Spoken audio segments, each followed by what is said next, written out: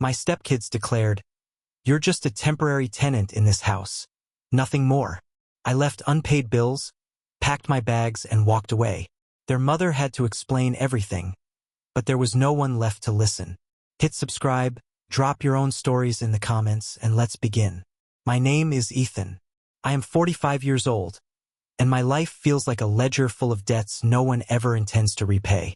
I have 2 children from my first marriage, Olivia, 17, and Jack, 15. They live part of the time with me, part with their mother, but our bond is solid, tested, and true. With them, I never question my worth. They see me. They thank me. They know what it costs to keep the lights on, to show up at every parent-teacher conference, to be the man who does not leave when things get hard. Respect, that is the currency of our relationship. And gratitude. Without those 2 things, there is no family, only performance. 3 years ago, I remarried. Her name is Laura. She carried with her the weight of 2 teenagers from her first marriage. Mason, then 14, now 17, and Ella, then 12, now 15. They had a father, Derek, but calling him that feels like giving too much credit to a man who was more ghost than guardian. He appeared rarely, unannounced, like a storm that leaves more debris than rain. He came with flashy gifts. Sneakers worth more than a week's groceries, the latest iPhone, a wad of cash he'd throw on the table like some magician pulling tricks. Then, just as suddenly, he would vanish again, leaving me to sweep up the pieces. He never stayed long enough to help with homework, never remembered which classes they struggled in, never signed permission slips or sat through an orthodontist consultation. He existed only in fragments, and yet, in Mason and Ella's eyes, he carried a title I could never earn, Dad. That left me, the steady one, the one who woke up each morning and made sure the world didn't collapse around them. I covered the rent so they could sleep without worry. I filled the fridge, paid the electric bill, the water bill, the internet bill. I carried the burden of insurance so hospitals would not send Laura into debt, so Mason could see a doctor for his sprained ankle, so Ella could have her prescriptions filled. I funded school trips, new clothes, extracurriculars, the vacations that gave us photos to hang on the walls and memories to stitch into stories. Every invisible burden that made their lives function, I carried it. Not Derek, me. And I carried it without complaint because I believed that was what family meant. Not just showing up when it was easy, but bearing weight that wasn't even yours. First, I thought it was working. There were moments when I almost believed Mason and Ella were letting me in. Mason used to laugh when I drove him to soccer practice, his headphones dangling, his voice cracking as he tried to tell me about a new album or a joke from a teammate. Ella leaned on me for homework help, asking me to explain geometry when her mother grew impatient. We had trips to the lake. Mason daring to jump from the highest rock, Ella floating on the water with her eyes closed, trusting me to keep watch. I took them to movies, concerts I didn't even like but endured because I wanted their memories to be full. For a season, I told myself we were fusing into something real. But slow changes are the cruelest. They creep in silently, like mold in the corners of a house, invisible until the air is poisoned. Mason began to drop small lines that cut deeper than he realized. I already have a dad. You're just Ethan. It was usually muttered, tossed out when I asked him to clean his room, or when I reminded him to be polite. Ella followed, echoing his words like a shadow of his disdain. Yeah, you're not really our dad anyway. They didn't scream it. They said it casually, almost lazily, as though dismissing me was the most natural thing in the world. I told myself it was just adolescence, hormones sharpening their tongues, rebellion sharpening their edges. I let it pass. I told myself respect would come in time if I kept showing up, if I kept paying, if I kept loving them the way their real father never had. But every dismissal carved another line of distance between us. I felt it at the dinner table. Mason rolling his eyes when I asked about his day, Ella staring at her phone instead of answering. I felt it when I knocked on Mason's door and he shouted, "Busy!" without even looking up. I felt it when Ella laughed harder at Derek's shallow jokes during his rare visits than she ever laughed at my attempts to connect. It wasn't only them. It was Laura too. Or more precisely, it was Laura's silence. She never corrected them when they dismissed me. She never demanded that they acknowledge what I gave. She would sigh, excuse their behavior, or worse, look away, as though her love for me required me to absorb their contempt without protest. Her excuse was always the same: they're teenagers. They don't mean it. But I knew better.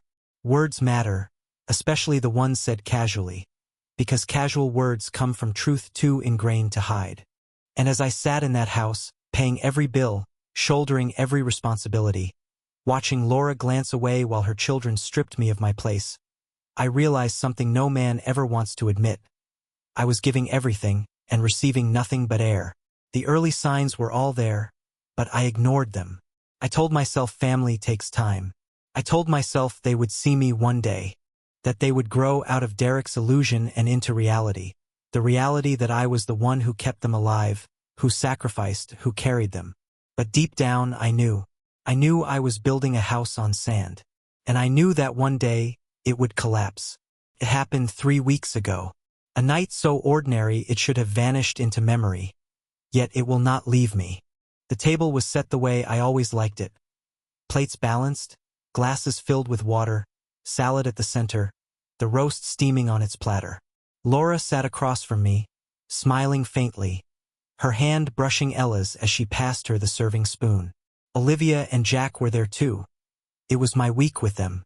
The room buzzed with the usual noise of forks against porcelain, chairs scraping slightly, Mason mumbling about school, Ella glued to her phone. We were discussing plans for a summer trip. Colorado. Hiking, mountain air, time away from the suffocating heat of the city. I spoke of trails I wanted to take them on, cabins I had already looked into, memories I was prepared to build with all of them. I was mid-sentence, describing the lake near Estes Park, when Mason, without even lifting his eyes from his glowing screen, muttered the words that ended everything. You're just a temporary tenant in this house. Nothing more. Silence. A silence so sharp it seemed to cut through the air. The clatter of forks froze. Olivia's hand stopped midway to her mouth, her fork trembling. Jack stared, his eyes wide, as though he had just witnessed a man's T. Ella snickered under her breath, hiding her smile behind her glass of soda. Laura's gaze shifted away, not toward Mason, not toward me, but down into her lap, as though silence were the safest choice. And there I sat, the man who had paid for that meal, who had paid for the house we ate it in, staring at a boy who could not even look me in the eye while stripping me of everything I had done. The words landed harder than any insult I had ever received. Not because they were loud, but because they were calm. He said them as though it were fact, a truth universally accepted, that I was temporary, disposable, irrelevant. And the echo of Ella's snicker told me it was not just Mason's thought, but hers as well. Even worse was Laura. She said nothing, not a word of correction, not a glance of outrage, not even the smallest attempt at defense. She let the insult hang there, thick as smoke. That silence cut deeper than Mason's words. Her silence was agreement dressed as cowardice. My chest tightened, but I didn't answer. Not then. The table resumed or tried to. Olivia and Jack kept stealing glances at me, unsure of whether to speak. Mason shoveled food into his mouth like nothing had happened. Ella scrolled through her phone, laughing softly at something unseen. Laura forced conversation, her voice light, artificial, the sound of someone trying to stitch together a cloth already ripped down the middle. I said nothing. I swallowed the food that had turned to ash in my mouth. I watched and I memorized. After dinner, I excused myself quietly. I walked into my office and closed the door. I sat at the desk I had bought, in the chair I had paid for, staring at the shelves lined with bills and folders. I didn't rage. I didn't shout. I sat in silence, letting Mason's words replay again and again. You're just a temporary tenant in this house. Nothing more. A tenant. A man paying rent in his own life. A stranger tolerated until the lease expired. That was when I knew. It was over. I opened the drawer, pulled out the neat stack of bills I had been paying without question: electricity, water, internet, car insurance, health insurance, school fees, subscriptions, all of it. Every receipt of my existence in that house. I spread them across the desk, then gathered them into a pile. Evidence. Proof of what I had carried. I placed them neatly into a folder, walked to the kitchen, and laid them on the table where everyone would see. Then I returned to the bedroom. I took a suitcase from the closet, unzipped it, and began to pack. Clothes first, then shoes, then the electronics I had bought, the laptop, the camera, the tablet, all mine by right. I unplugged my chargers, pulled my files from the desk, folded the shirts Laura had once teased me for hoarding. The sound of the zipper closing was louder than thunder in my ears. Laura entered just as I was placing the suitcase by the door. "What are you doing?" Her voice was sharp, but behind it trembled fear. I looked at her, my expression steady. "Leaving." She stepped closer, her face pale. "Ethan, don't be dramatic. Mason didn't mean it. He's just—" "Stop." My voice cut through hers. "He meant every word. And you let him. You sat there in silence while he stripped me of everything I've done. You didn't defend me. You didn't correct him. You looked away." She flinched, her lips parting, but no words came. I picked up the suitcase. "You don't want a husband here. Your children don't want a stepfather. They want a wallet. Well, the wallet is leaving." Her hand trembled as she reached out, but I stepped past her. I walked through the hallway lined with framed photos. Vacations I had paid for, smiles I had purchased. I paused only once, glancing into the dining room. Olivia and Jack were still there, gathering plates, their faces pale with unease. They met my eyes, but they didn't speak. They didn't have to. They understood. I opened the front door, the night air rushing in like freedom and finality. Behind me, Laura's voice cracked, trembling with something between anger and desperation. "Ethan, please don't do this. We can talk." But I didn't answer. I stepped outside, walked to my car, loaded the suitcase into the trunk, and drove. The road stretched out ahead, empty and merciless, but for the first time in years, I felt clarity. No more pretending. No more buying respect that would never come. That night, I checked into a motel off the highway. A dim room with a buzzing neon sign outside the window, the smell of disinfectant heavy in the air. It was not home, but it was mine. And as I lay on the stiff bed, staring at the cracked ceiling, I felt the truth settle in my bones. They had made me a tenant in their house. So I left, and this time I would not return. The morning after I left, the cracks appeared instantly. Mason stepped outside to start his car, headphones hanging around his neck, his keys spinning carelessly in his hand. He turned the ignition and nothing happened. Again, silence. He tried a third time, pounding the steering wheel in frustration.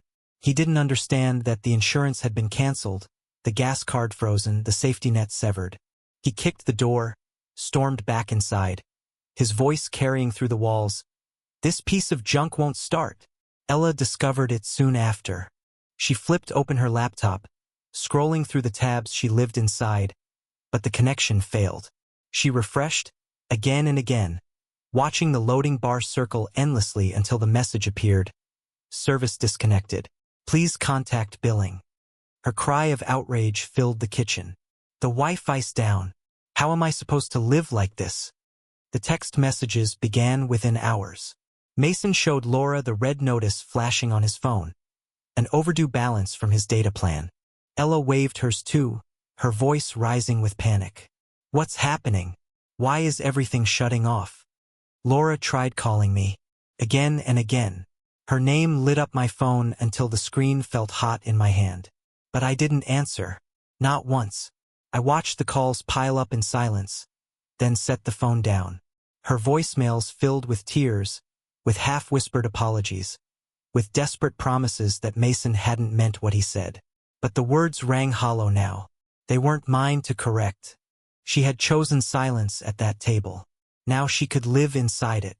By the second day, the fridge began to empty. Mason complained there was nothing but eggs and condiments. Ella whined that she couldn't make the lunches she liked.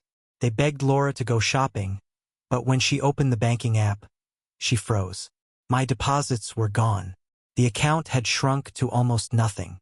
For the first time, she realized she was holding the weight I had always carried, and her hands shook under the burden. They tried Derek next. Mason called him first, pacing the living room, his voice sharp with panic. "Dad, I need help. The car isn't working, the phone. Everything's messed up. Can you send some money?" There was silence on the other end. Then excuses. Derek muttered about bills, about being tight on cash, about needing more time. Mason's voice cracked, rising with anger. "You're my dad. You're supposed to help." But the line went dead. Ella tried too, her voice softer, pleading. "Dad, please. Just the internet at least. I can't do school without it." She cried quietly when he gave her the same excuse, promising to see what he could do, then vanishing back into his world of shadows. By the third day, the panic spread like fire. Mason complained to his friends that life was impossible now. He stomped around the house, snapping at Ella, slamming doors, blaming Laura for not fixing it. Ella cried over canceled activities, her phone buzzing with group messages she couldn't answer, her isolation growing heavier with every hour. Laura tried to hold the pieces together. She reassured them it was temporary, that things would be fine, that I was just angry and would come back once I cooled off. But her words trembled, and her eyes betrayed her fear. Deep down, she knew I was not coming back. She called me again, her messages turning frantic. "Ethan, please, the kids are suffering. We can work this out." Then, more desperate, "I'll talk to them. I'll make them apologize. Just come back. Please." I sat in my motel room, the blinds half drawn, listening to the hum of traffic outside. I let her words play, then deleted them. Apologies spoken under duress are worthless. Gratitude begged for in desperation is counterfeit. They had mocked me when I was present. They could learn now what my absence meant. By the end of the week, reality had stripped the house bare. The car sat useless in the driveway, weeds beginning to curl around its tires. The Wi-Fi router blinked with a red light, mocking them with silence. The fridge shelves looked skeletal, half-empty cartons stacked like bones. Bills piled in the mailbox, each envelope heavier than the last. Mason cursed them, tossing them onto the counter. Ella cried when the power company sent its first warning notice. And through it all, Derek remained a ghost. The real dad they had claimed loyalty to was nothing more than a name on their birth certificates. A man who had fled when responsibility knocked. They had demanded his title, but now they could live with his absence. Laura's voice grew smaller with each message she left me. From anger to pleading, from pleading to shame. "I don't know what to do. I can't handle this alone. The kids hate me. They blame me for everything. Ethan, please, I need you." But I had already learned the lesson. I had given them everything, money, security, stability. And in return, I had been told I was temporary, disposable, nothing. So I stayed silent. I imagined them sitting in the dark living room, Mason's phone dead in his hand, Ella staring at the lifeless glow of her laptop, Laura pacing, clutching bills she couldn't pay, her voice cracking as she whispered excuses she no longer believed. They had chosen Derek. They had chosen silence. They had chosen to strip me of my place. And so I gave them exactly what they asked for. I didn't return. Not that night. Not the next. Not the week after. The motel became a strange kind of sanctuary. For walls that smelled faintly of bleach, a hum from the old air conditioner, the buzz of neon outside the window. It was nothing like the house I had built for Laura and her children, but at least it was mine. Mine and silent. For the first time in years, no one demanded more. Laura kept calling. Mason sent angry texts at first. "You can't just leave. You have responsibilities. You can't do this to us." I almost laughed. Responsibilities. He had said I was a tenant, nothing more. Tenants don't pay for their landlords' lives. Tenants don't cover car insurance, school fees, groceries, internet, vacations. He had spoken the truth, though not in the way he intended. If I was nothing more than a temporary tenant, then I owed nothing. And so I gave them nothing. Ella's messages were softer, but no less hollow. "Please just come back. I didn't mean it. We need the Wi-Fi. We can't live like this." Not an apology for the years of mockery. Not acknowledgement of the sacrifices. Just desperation for the conveniences they had lost. I let her words vanish into silence too. Laura's messages turned from pleading to broken. I can't handle this. The bills are drowning me. Derek won't help. He says he's broke. The kids are angry all the time. I don't know what to do anymore. Please, Ethan. Please. But I knew she had already made her choice. She had chosen silence when Mason spat his venom across the dinner table. She had chosen to look away when Ella smirked at my humiliation. She had chosen her comfort, her peace, over my dignity. And in that moment, her silence had been louder than any insult. Meanwhile, my life with Olivia and Jack only grew stronger. They came to the motel at first, helping me move into a small apartment I rented soon after. They carried boxes, unpacked dishes, set photos on shelves. When Olivia hugged me and said, "We're proud of you, Dad, for finally standing up for yourself," I felt something in me unclench. Respect. That was all I had ever asked for. Respect, freely given, not bought with endless labor. Jack laughed as we carried in groceries together. "It's quieter here, Dad. I like it. No drama." And he was right. Our dinners, though smaller, were filled with gratitude. They thanked me for meals, for rides, for the smallest things. Because they knew. They knew what it meant to give, and they never treated it as their right to take. As the weeks passed, I heard fragments of what was happening in Laura's house. Mason tried to get a job, but quit after 2 days, saying it was too much work. Ella stopped attending her extracurriculars, ashamed she couldn't keep up without internet or supplies. Derek stayed a ghost, promising help he never delivered. The house I had once sustained began to collapse under its own weight. Laura called one last time. I answered just once. Her voice was ragged, as though she hadn't slept in days. "Ethan, please. They're suffering. Mason is furious all the time. Ella won't stop crying. Derek isn't helping. I can't keep up. Please, come home. Just come home." My answer was calm, steady, final. "No, Laura. Home is where respect lives. And there is no respect in that house." She broke then. I heard the sobs, the pleading, the desperate promises. "I'll make them apologize. I'll force them to change. Please, Ethan, I'll do anything." But forced apologies mean nothing. Gratitude born of desperation is no gratitude at all. I hung up, and I blocked her number. From then on, silence. I built my life around Olivia and Jack, around people who valued me not for what I paid, but for who I was. We went on the trip to Colorado, just the three of us. We hiked the trails, breathed the mountain air, sat by the lake I had once imagined sharing with Mason and Ella, and I realized something powerful. Peace is not a gift given by others. Peace is the reward you give yourself when you refuse to be disrespected any longer. Months passed. Sometimes I wondered what Mason and Ella were doing, whether Laura had managed to keep the lights on, whether Derek had finally stepped into the role they had worshipped him for. But I never reached out, because in the end it didn't matter. My absence was the lesson, and the truth became clear. You cannot buy respect. You cannot pour endless money into children who sneer at your existence and expect them to wake up grateful one morning. Respect is either given freely or not at all. And when it is denied, the only power left is to walk away and let reality teach what words cannot. Laura was left with the wreckage. Mason and Ella were left to face the emptiness of their father's promises. And me?